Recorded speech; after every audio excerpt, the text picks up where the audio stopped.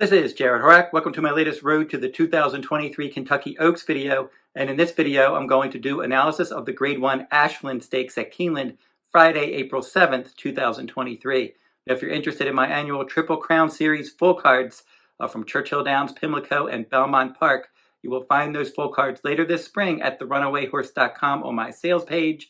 And I'm going to have some other Triple Crown related products as well. So you can go on over to the runawayrhorse.com, go over to my sales page, and you'll see the products that I'm going to be covering later this spring. Now let's get into the analysis of this video, and I'm going to be doing the 9th race at Keeneland. It's going to be the Grade 1 $600,000 Ashland Stakes, 3-year-old fillies, a mile and a 16th on the main track, and the scheduled post time is 5:16 p.m. Eastern Time. And typically this is an important race on the road to the Kentucky Oaks. We've seen a lot of horses parlay good efforts in this race into victories in the Kentucky Oaks. And let's see if that's the case again this year. We have some quality fillies in here, including your 2-year-old filly champion Wonder Wheel.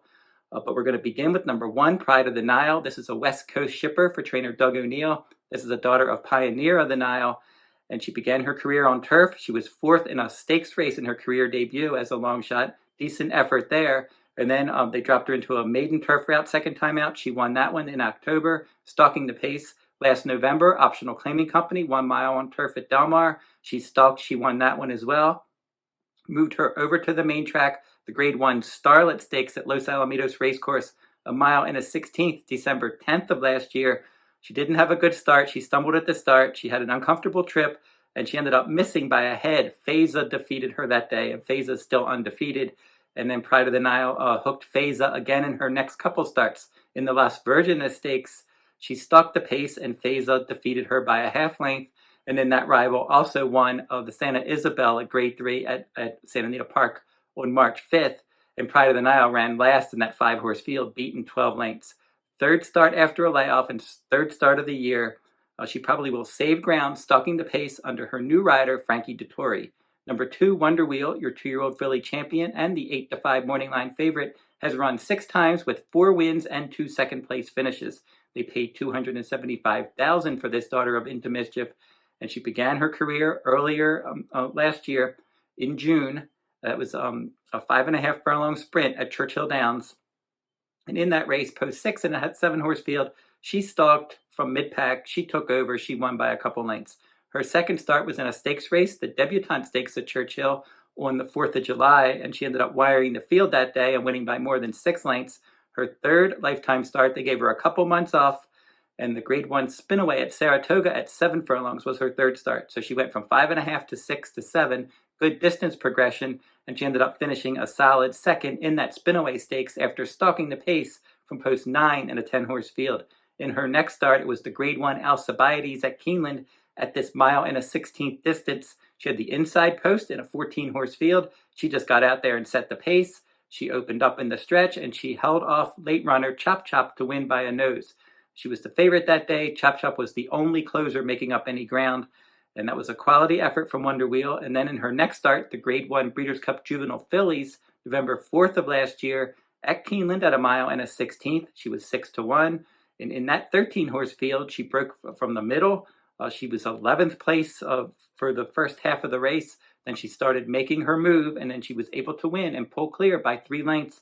That locked up the 2-year-old filly championship for her. Then she began her 3-year-old season in the Suncoast Stakes at Tampa Bay Downs at 1 mile and 40 yards on February 11th. And she had the inside post in an 8-horse field. She stalked from mid-pack, and she came after your long shot front runner, Dreaming of Snow, but she couldn't get past that one. She fell a neck short as the 1-2 favorite. And then Julia Shining, who's also in this race, was another 1.25 lengths back in 3rd place. So now Wonder Wheel is making her 2nd start of the year. You got to like that record at Keeneland.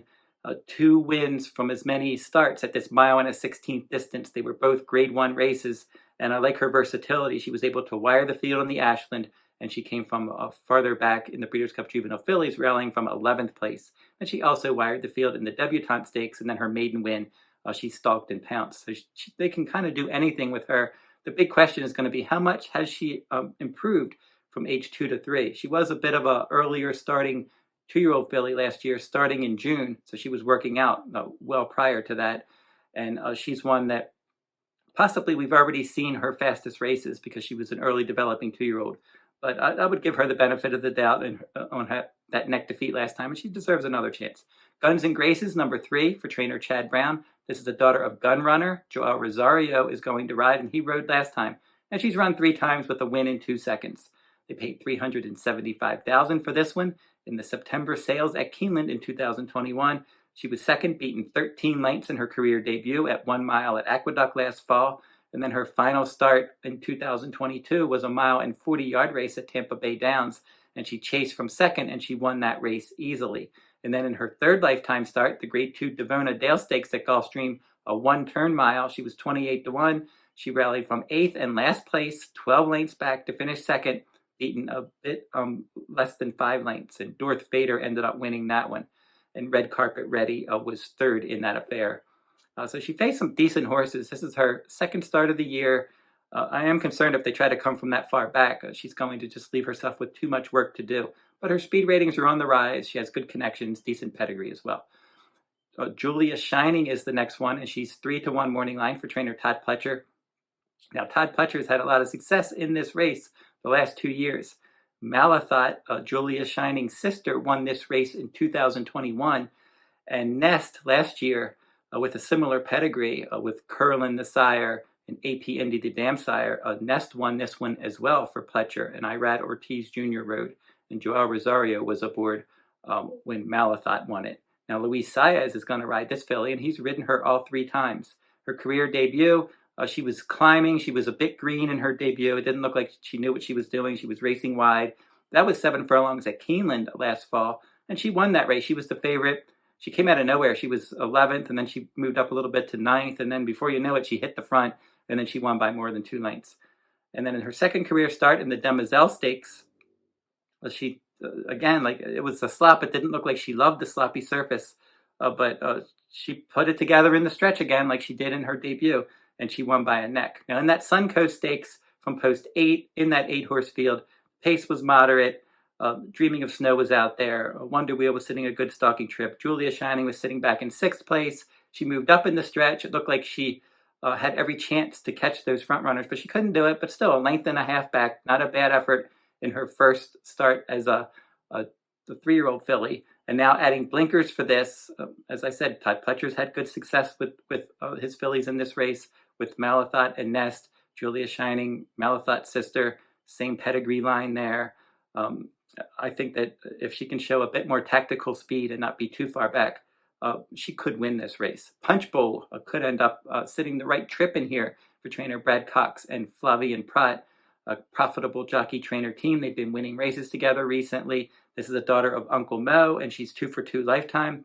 Both wins at Oaklawn Park. Her career debut in the mud at 6 furlongs. She rallied from 10th place to win that one by 3/4 of a length, and Flavien Prat rode her that day.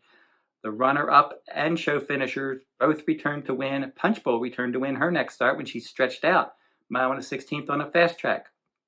Dueled on the lead, and she won by more than 4 lengths. So I think that her speed should play well in this spot, and she's a solid contender. Number 6, Defining Purpose for trainer Kenny McPeak. This is a daughter of Cross Traffic. She's 2 for 6 lifetime. She was in good form when she broke her maiden at Churchill Downs last fall, and then she won the year's end stakes at Oaklawn Park on December 31st at 1 mile. But then her last 2 starts on wet ground, the Martha Washington and the Honeybee, she was 3rd after taking the lead in the Martha Washington, and then she was 6th, beaten 5 lengths of mid-pack effort there in a 12-horse field in the Honeybee. Wet Paint won both of those races, and she's one that's obviously was the best 3-year-old filly at Oaklawn Park this year. And Defining Purpose, she's going to have to show that tactical speed, and she's going to need to bounce back and run a better race here under Brian Hernandez Jr. Effortlessly Elegant is next.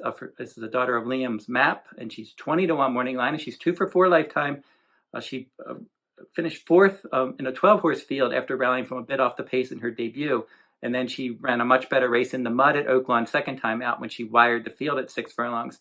Stretched her out in the Honeybee. She was 10th, beaten 12 lengths. And then she didn't have a good start that day at all. And then in her next start, Optional Claiming Company, that was a 1/16 on a fast track at Oaklawn last time. She ended up stalking and scoring by a neck. So now she's one from that outside post that could get a bit hung out to dry in here. So obviously Wonder Wheel is going to be the one to beat on paper. She's the most accomplished filly in this race. But I think some others have more upside that are lightly raced that could end up catching up to her and defeating her. One of those horses is Punchbowl, and that's my second choice. And in the other one, I'm going to go with Julia Shining in here with that recent success with those Keeneland, Daughters of Keeneland for trainer Todd Pletcher in this race. Adding blinkers, I think if she can show a bit more tactical speed. But the one thing I will say about her is I know that when they get to a mile and an eighth, or possibly even further, that's what Julia Shining really wants to do. A mile and a 16th at Keeneland could be a bit short, but Malathot was a closer and she won it, and Nest was one that wasn't a front runner either. So if Julia Shining can show a bit more tactical speed, I think she could win this race over number 5 Punchbowl, who could be in front turning for home. And then Wonder Wheel will be my third choice. So I'll make a win wager on the 4 Julia Shining and exacta box Julia Shining and Punchbowl 4 and 5. Then a trifecta, I'm going to put the 4 and 5 on top, and then I'll include a Wonder Wheel in second and third. So that's 4-5 with 2-4-5 with 2-4-5.